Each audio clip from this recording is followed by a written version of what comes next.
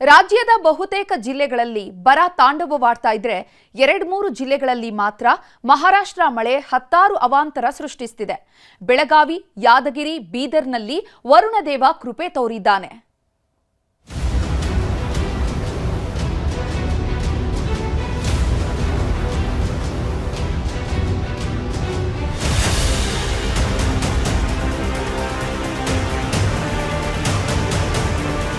ಕೈ ಬಂತು ಬಾಯಿ ಬರೋದಂಥ ಪರಿಸ್ಥಿತಿ ಆಗೈತ್ರಿ. ಹರಿಗೇನು ನಾವು 10 ಎಕರೆ ಹರಿಗೇನು ಈಗ ಇನ್ನೊಂದು 6 ಎಕರೆ ಐತಿ.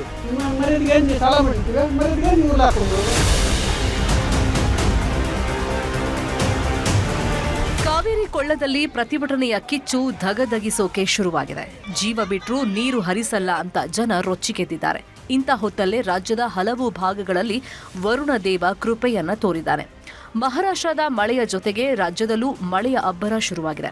ಚಿಕ್ಕೋಡಿ, ಯಾದಗಿರಿಯಲ್ಲಿ ಮಹಾರಾಷ್ಟ್ರ ಮಳೆ ಹತ್ತಾರು ಅವಾಂತರಗಳನ್ನು ಸೃಷ್ಟಿ ಮಾಡ್ತಾ ಇದ್ರೆ, ಬೀದರ್, ಕೊಡಗಿನಲ್ಲೂ ವರುಣನ ಆಗಮನವಾಗಿದೆ.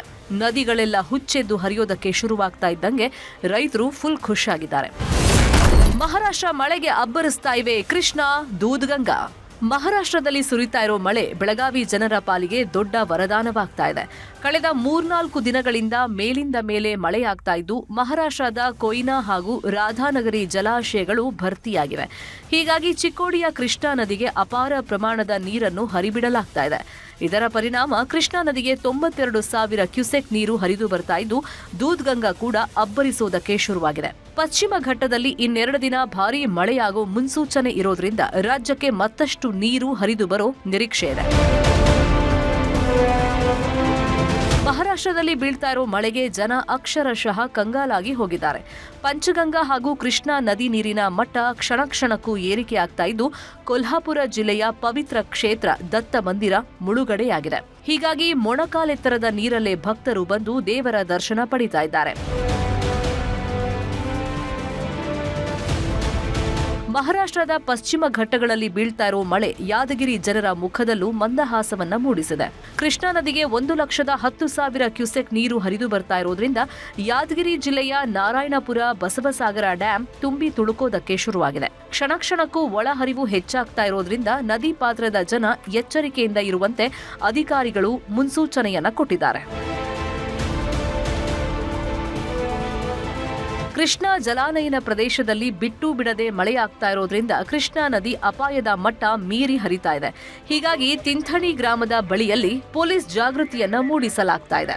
ಮೈಕ್ ಮೂಲಕ ಅನೌನ್ಸ್ ಮಾಡಲಾಗ್ತಾ ಇದ್ದು, ದನ ಕುರಿ ಮೇಯಿಸೋಕೆ ನದಿ ದಂಡೆಗೆ ಯಾರೂ ತೆರಳದಂತೆ ಎಚ್ಚರಿಕೆಯನ್ನ ನೀಡಲಾಗ್ತಾ ಇದೆ. ಅಲ್ಲದೆ ನದಿ ದಡದಲ್ಲಿದ್ದ 4 ಗುಡಿಸಲುಗಳನ್ನ ತೆರವುಗೊಳಿಸಿ ಸ್ಥಳೀಯರನ್ನು ಸುರಕ್ಷಿತ ಸ್ಥಳಕ್ಕೆ ಶಿಫ್ಟ್ ಮಾಡಲಾಗಿದೆ. ನದಿ ಪಾತ್ರದ ಗ್ರಾಮಸ್ಥರಿಗೆ ತಿಳಿಯಪಡಿಸುವುದೇನೆಂದರೆ, ನದಿಯಲ್ಲಿ ನೀರು ಹೆಚ್ಚೆಚ್ಚು ಬರುತ್ತಾ ಇರುವುದರಿಂದ ನದಿ ದಂಡೆಗೆ ಬರದಂತೆ ಎಚ್ಚರ ವಹಿಸಬೇಕು. ಮೀನುಗಾರರು ನದಿಗೆ ಇಳಿಯದಂತೆ ಎಚ್ಚರ ವಹಿಸಬೇಕು. ಬೀದರ್ ಜಿಲ್ಲೆಯಲ್ಲಿ ಕಳೆದ 2-3 ದಿನಗಳಿಂದ ಜಿಟಿ ಮಳೆಯಾಗ್ತಾ ಇದೆ. ಇದರ ಪರಿಣಾಮ ಕಮಲನಗರ ತಾಲೂಕಿನ ಬಾಲೂರ ಗ್ರಾಮದ ಸರ್ಕಾರಿ ಶಾಲೆಯ ಕಟ್ಟಡ ಕುಸಿದು ಬಿದ್ದಿದೆ. ನಿನ್ನೆ ಸಂಜೆ ಮಕ್ಕಳು ಮನೆಗೆ ಹೋದ ನಂತರ ಕಟ್ಟಡ ಕುಸಿದಿದ್ರಿಂದ ದೊಡ್ಡ ಅನಾಹುತ ತಪ್ಪಿದಂತಾಗಿದೆ.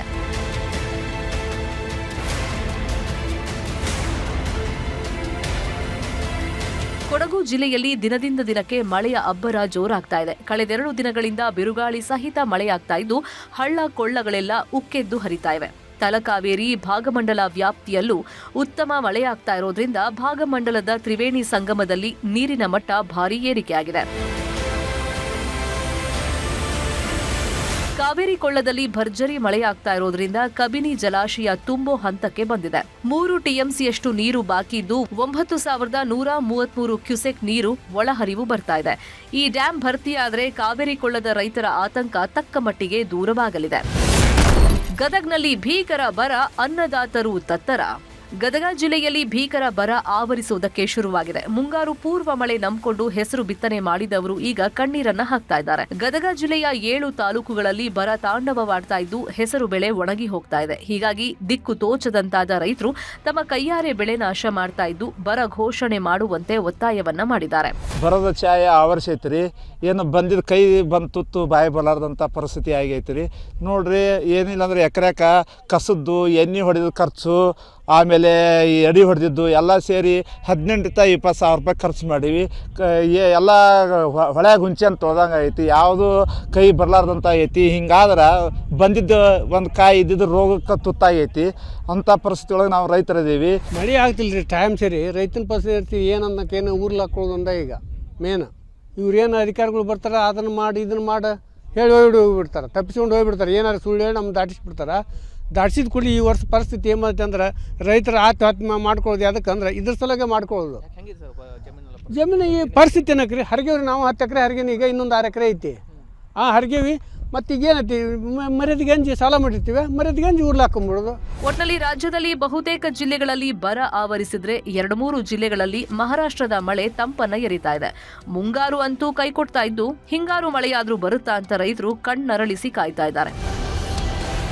Bureau report, news 18.